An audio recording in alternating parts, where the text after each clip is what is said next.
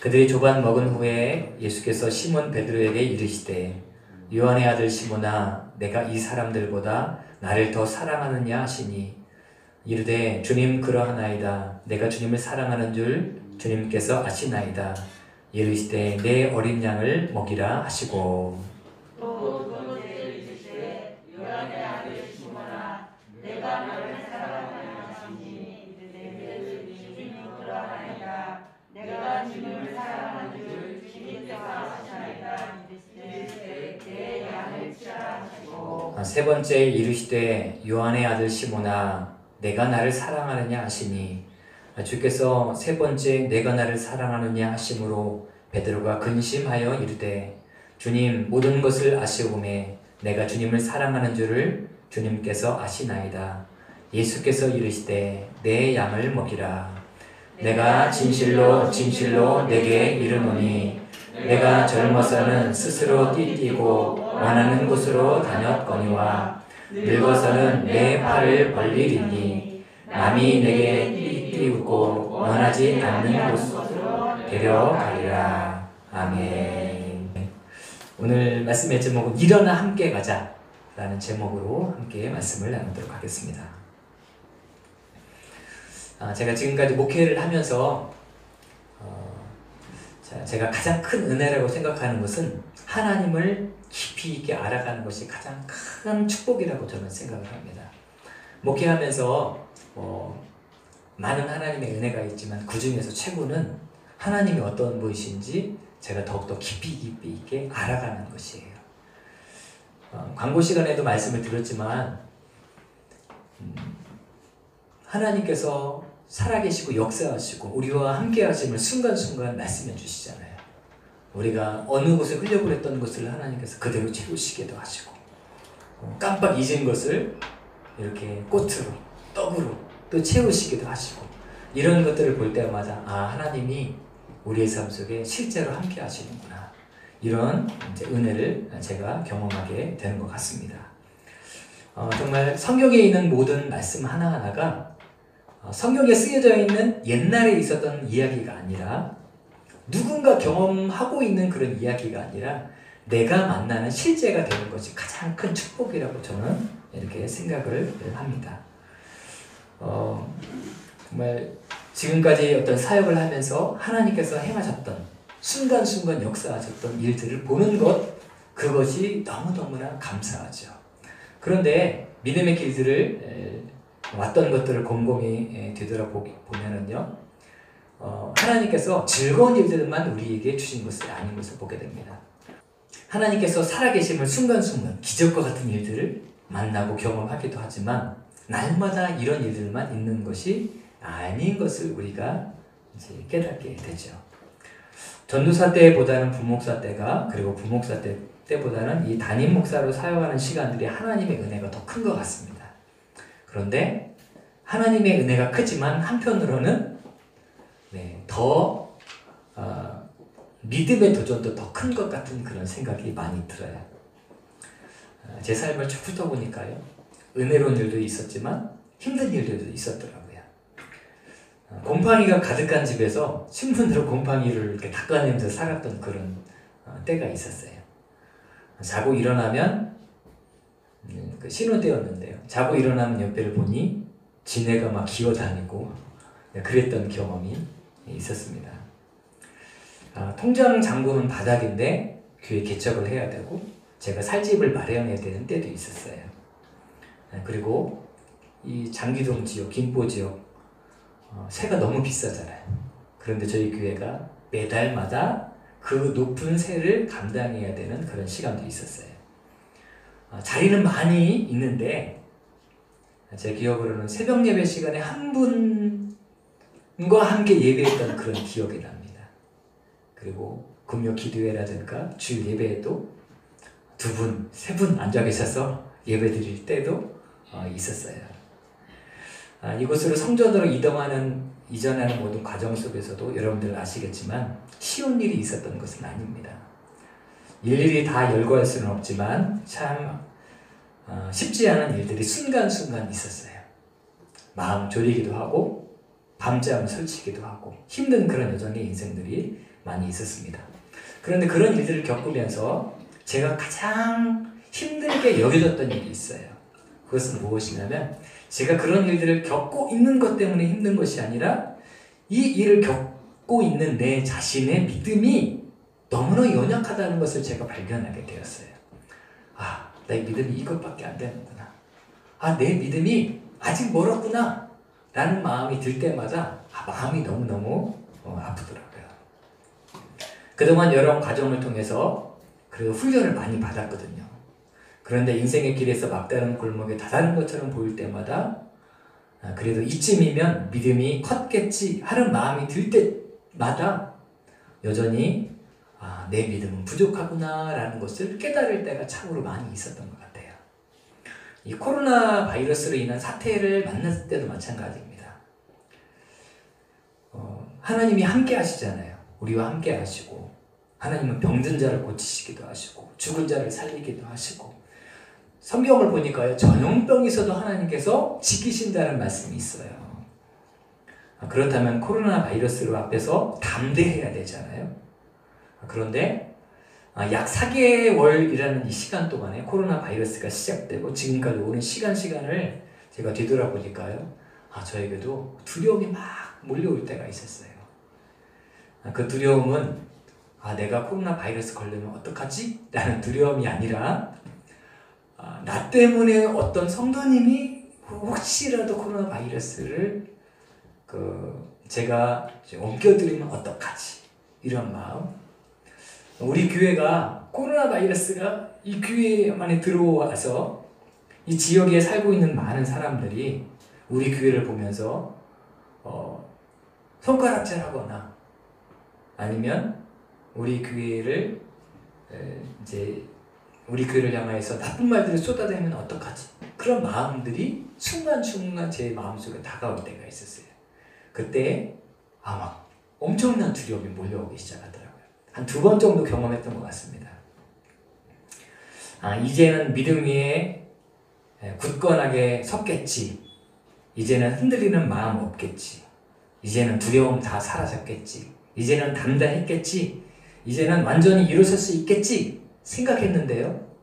그때마다 여전히 큰 문제가 다가오면 흔들리는 저의 모습을 볼 때마다 너무너무 힘들더라고요. 그래도 제가 1년, 2년 신앙생활 한 것은 아니잖아요. 제가 목사이잖아요. 그런데 지난번에 이런 큰 일도 감당했는데 감당하고 나왔으니 이제는 뭐 비슷한 일 다가와도 별 문제 없겠지 이런 생각이 있었는데 또 큰 파도가 다가오니까 흔들리는 저의 모습을 믿음을 보게 되는 것입니다. 여러분들은 어떠신지 모르겠어요. 그동안 열심히 신앙생활을 하셨고 교회도 빠지지 않고 열심히 예배도 드리셨고 그리고 기도도 많이 하셨잖아요. 그죠? 네. 신앙의 연수가 깊으신 분도 계십니다. 오랫동안 믿음의 생활을 하신 분도 계세요. 그런데 우리의 인생길에서 만나는 커다란 문제 앞에서 여러분들의 모습은 어땠는지 한번 생각해 보셨으면 좋겠습니다. 혹시 믿음이 바람이 흔들리는 갈대와 같이 흔들리는 믿음은 아니셨는지, 믿음이 선 줄 알았는데 다시 한번 되돌아보니까 너무 연약한 믿음을 가지고 있는 나를 발견한 것은 아닌지 한번 생각해 보셨으면 좋겠어요. 슬프고 여전히 힘들지는 않은지, 반복되어지는 실패와 실수 그리고 좌절로 인해서 그냥 그 자리에 주저앉고 있는 건 아닌지 우리의 삶을 다시 한번 찾아보았으면 좋겠습니다. 오늘 말씀을 통해서 저의 삶 속에, 여러분들의 삶 속에 내 믿음이 이것밖에 안 되나? 라고 생각했던 우리의 삶 속에 찾아오시는 주님을 우리가 만나게 됩니다. 왜냐하면 제자들도 똑같았거든요. 오늘 말씀을 보니까요, 깊은 절망에 빠져 있었던 제자들 가운데 예수님께서 찾아가시는 말씀이 오늘 본문 말씀에 나와 있게 됩니다. 예수님께서 십자가에 못 박혀 돌아가시고 부활하셨죠. 그리고 제자들에게 찾아가 주십니다. 성경을 읽어보니까요, 예수님께서 몇 차례에 걸쳐서 제자들을 찾아가셨더라고요. 제가 시간 순서대로 성경을 읽으면서 쭉 배열을 해봤는데요. 첫 번째는 안식 후 첫날 새벽에, 그러니까 오늘이 주일이잖아요. 오늘이 안식 후 첫날이에요. 오늘 새벽에 주님께서 누구에게 찾아가 주시냐면 무덤에 찾아왔던 막달라 마리아에게 찾아가셔서 먼저 만나 주십니다. 마리아는요, 부활하신 예수님을 만났어요. 감격했겠죠. 그래서 제자들에게 찾아갑니다. 주님을 만나지 못했던 제자들에게 찾아가서 예수님을 만났다고, 내가 살아계신 예수님을 만났다고, 부활하신 예수님을 만났다라고 제자들에게 이야기를 해요. 그러나 제자들은 믿지 않습니다. 안식 후 첫날 주일 오후쯤에 주께서 두 번째 누구에게 찾아가 주시냐면 엠마오로 가는 두 제자에게 찾아가 주세요. 엠마오로 가는 두 제자는요, 예수님이 부활하셨다는 소식을 들었어요. 누구에게요? 막달라 마리아에게 들었어요. 그런데 믿지 않았습니다. 믿지 않고 어디로 가게 되냐면 자신이 살고 있던 집으로, 예전의 삶의 터전으로 돌아가고 있었던 상황이었어요. 그런데 그때 주님께서 그 엠마오로 가는 두 제자에게 나타나셔서 자신을 밝히 드러내 주십니다. 이것이 바로 두 번째 예수님께서 제자들을 만나주신 사건이에요. 세 번째, 안식 후 첫날 저녁, 오늘 저녁에, 그러니까 새벽, 그리고 정오에, 그리고 저녁에 주께서 반복적으로 제자들에게 찾아가시는 것이죠. 저녁에 수많은 제자들이 모여있는 그 제자들 모임 가운데 주께서 찾아가 주십니다. 제자들은 그때 부활하신 주님을 실제로 봤어요. 그냥 다른 제자들이 이야기했던 나 예수님 만났어 라는 말을 귀로 들은 것이 아니라 실제로 눈으로 보는 사건이 일어나게 됩니다. 그리고 이제는 네 번째, 8일이 지난 이후에 주께서 누구에게 찾아가 주시냐면 도마에게 찾아가 주세요. 도마 혼자에게 찾아가 주시는 것이 아니라 다른 제자들과 함께 있었던 도마에게 찾아가 주십니다. 그리고 주께서 말씀하시죠. 내 못자국을, 창자국을 만지고 보면서 믿음 안에 걸어가라 라고 주께서 말씀을 하십니다. 그리고 마지막으로 오늘 본문 말씀으로 이어지면서 호숫가에서 물고기를 잡고 있었던 제자들에게도 나타나 주십니다. 밤새도록 그물을 던졌지만 고기 한 마리 잡지 못했던 제자들에게 주께서 나타나 주세요. 그런데 성경에 요한복음 21장 14절에 보니까 이렇게 말씀을 하고 있습니다. 같이 한번 읽어보시겠습니다. 이것은 예수께서 죽은 자 가운데서 살아나신 후에 세 번째로 제자들에게 나타나신 것이라. 아멘. 세 번째에 나타나셨다라고 이야기를 하고 있죠. 그물을 던지는 제자들에게 세 번째 나타나셨다는 거예요. 이것은 모든 제자에게 나타나신 횟수가 세 번째라는 것이 아니라 막달라 마리아와 그리고 엠마오로 가는 두 제자 개인적으로 만나주시는 사건이 아니라 모여있는 제자들에게 나타나신 세 번째 사건이라는 것입니다. 그러니까 지금 이 호숫가에서 그물을 던지고 있는 제자들은 주님께서 세 번째 나타나셨다고 하셨으니까요. 적어도 몇 번은 부활하신 주님을 본 거예요? 두 번은 부활하신 주님을 본 것입니다. 지금까지 부활하신 주님을 두 번은 봤어요. 그리고 지금 어느 자리에 있냐면 호수에서 지금 그물을 던지는 자리에 있는 것입니다. 여러분들 한번 생각해 보시기 바랍니다. 부활하신 예수님을 두 번은 만났어요. 그러면 우리는 어떤 행동을 취해야 돼요? 주님 앞에 하나님, 주님, 예수님 십자가상에서 부인했던 거 죄송합니다. 부인했던 거, 실망시켜드렸던 거 회개하고 의심했던 거, 두려워했던 거 다 떨쳐버리고 예수님을 위해서 다시 일어나겠습니다. 이렇게 결단해야 되지 않겠습니까? 실제로 부활하신 예수님을 두 번씩이나 봤으니까요. 앞으로 주님을 위해서 어떻게 일해야 될지 마가의 다락방에서 뜨겁게 기도하면서 지내야 되지 않을까요? 아니면 그것도 아니면 효과적인 전도 사역을 하기 위해서 어떻게 하면 우리가 전도를 잘할 수 있을까? 모여서 회의라도 해야 되지 않겠습니까? 그런데 두 번씩이나 부활하신 주님을 만났던 제자들이 지금 어디에 있냐면 마가의 다락방에서 뜨겁게 기도하거나 주님의 영광을 위해 어떻게 살아갈지를 고민하고 있었던 자리가 아니라 삶의 자리인 물고기 잡는 자리에서 그물을 던지고 있었다는 것입니다. 우리들의 모습 안에도 이런 모습들이 있는 것 같습니다. 우리가 예수님을 만났어요. 역사하시는 주님을 순간순간 우리가 삶에서 만난 경험들이 너무나 많습니다. 그런데 주님의 은혜를 경험했던 적이 그렇게 많이 있음에도 불구하고 우리의 자리는 여전히 물고기 잡는 자리에 가 있는 경우가 많이 있다는 것이죠.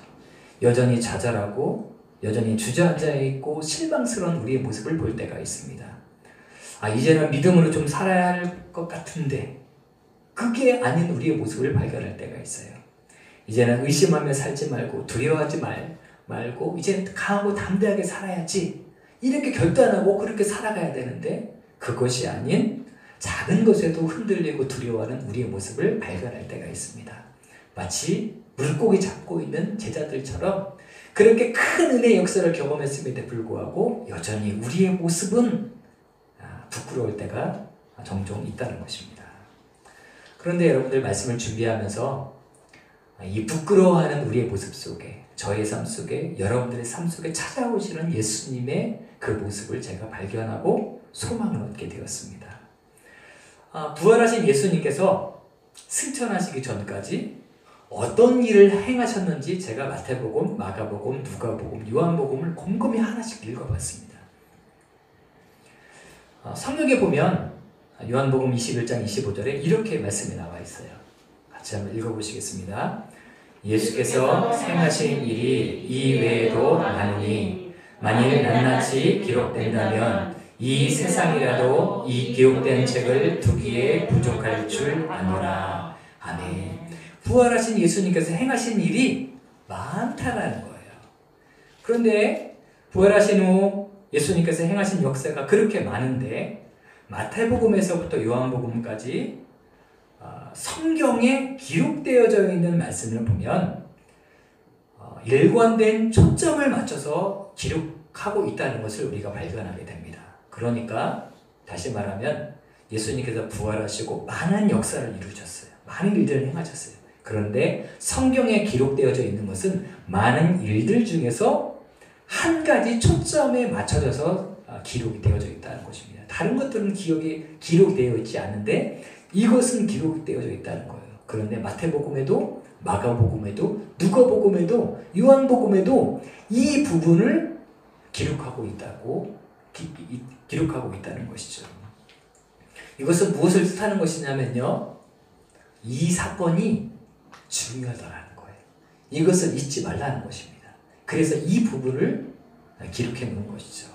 예를 들자면 여러분들의 인생 가운데 수많은 일들이 있으셨잖아요. 그런데 A4 용지 한 장을 드리고 여러분들의 인생 속에서 있던 많은 사건들 중에서 이 A4 용지 한 장만 적어 주십시오라고 제가 만약에 여러분들에게 부탁을 드린다면 무엇을 쓰실까요? 가장 중요한 일만 쓰실 것입니다. 가장 기억에 남고 그리고 꼭 후대에게 전하고 싶은 말만 이 A4 용지 한 장에다 써 놓으실 거예요. 마치 그것처럼 부활하신 주님께서 행하셨던 일들 중에서 성경은 단 한 가지의 포커스를 맞춰서 쓰고 있는데 그것은 부활하신 예수님께서 제자들을 찾아가 주셨다는 것입니다. 부활하신 예수님은 믿음 위에 굳건하게 세워졌던 제자들에게 찾아가셨거나 아니면 온 세상에 나가 담대히 복음을 전하는 제자들에게 찾아가신 것이 아니라 쓰러져 있고 주님을 그렇게 많이 보았음에도 불구하고 부활하신 주님을 만났음에도 불구하고 삶의 자리에 또 주저앉아 있는 자리에 가 있는 제자들 한 사람 한 사람 가운데 찾아가 주시는 주님의 은혜를 우리가 성경을 통해서 만나게 되는 것입니다. 엠마오로 가는 제자에게 주께서 찾아가 주셨죠. 안식 후 첫날 저녁 때 모여서 있던 수많은 제자들에게 찾아가 주셨습니다. 그리고 8일 이후에 의심했던 도마와 같은 제자에게도 찾아가 주셨어요. 이쯤 되면 믿을 때도 되었는데 다시 삶의 자리로 돌아가 버려서 그물을 던지고 있었던 제자들에게도 주께서 다시 한번 찾아가 주십니다. 성경은요, 이 사건밖에는 안 나와 있어요. 이것을 통해서 주께서 우리에게 무엇을 이야기하시는 것일까요? 그것은 예수님은요, 부활하신 예수님은 누구에게 찾아가 주세요? 우리의 삶 속에 찾아오신다는 것입니다. 반석과 같은 믿음만 가지고 있는 사람에게 찾아가시는 것이 아니라, 예배 꼬박꼬박 잘 나오시는 분에게만 찾아가시는 것이 아니라, 날마다 강하고 담대한 믿음을 가진 사람에게만 찾아가시는 것이 아니라, 오히려 주님께서는 죄로 무너져 있는 사람들에게, 절망에 빠져 있는 사람들에게, 도망과 같이 의심하는 사람들에게, 슬픔의 자리에 있는 사람들에게, 그리고 그렇게 하나님의 역사하심을 보았음에도 불구하고 그 믿음에 서 있지 못하고 또 그물을 던지는 자리로 나아간 그 제자들에게도 주님께서 계속해서 한 사람 한 사람을 찾아가 주시는 것입니다. 슬프고 외롭고 두렵고 절망한 사람들, 그 사람들에게 주님께서는 찾아가 주세요. 우리에게도 찾아오시고요. 그리고 이 땅 가운데, 온 열방 가운데 있는 사람들 중에서 깨어져 있는 사람들, 상처 입은 사람들, 그 한 사람 한 사람 가운데 찾아가 주십니다. 그리고 주님께서 무엇이라 말씀하세요? 내가 나를 사랑하느냐라고 말씀하십니다. 내가 나를 사랑하느냐라고 또 말씀하세요. 그리고는 주님께서 내 양을 치라, 내 어린 양을 먹이라 라고 우리에게 사명을 맡겨 주시는 것입니다. 사랑하는 여러분들, 저는 오늘 말씀의 제목을 일어나 함께 가자 라는 제목으로 만들었어요. 왜냐하면 저의 모습이, 그리고 우리들의 모습이, 그리고 그물을 던지고 있는 제자들의 모습이 사명으로 불타는 모습이 아니라 흔들리고 슬퍼하고 어려워하고 주저앉아 있는 그런 모습과 너무나 비슷했기 때문입니다. 그런데 우리에게 찾아오셔서 주님께서 일어나자, 함께 가자, 함께 가서 내 어린 양을 치라, 내 양을 먹이라라고 말씀하시는 주님의 음성이 우리에게 들려지는 것 같아서 저는 오늘 말씀의 제목을 일어나 함께 가자 라고 이렇게 이 제목을 정한 것입니다. 사랑하는 여러분들, 예수님께서 여러분들에게 일어나 함께 가자라고 말씀하십니다. 일어나서 주님의 영광을 위하여 일어나서 양을 먹이고 주님의 양을 치는 그런 일로, 그런 사명의 자리로 나아가라고 주께서 우리에게 말씀을 하시는 것입니다. 우리 이 시간에 마지막으로 아가서 말씀인데요, 우리 다 함께 한 목소리로 같이 한번 읽어보도록 하겠습니다. 자, 시작.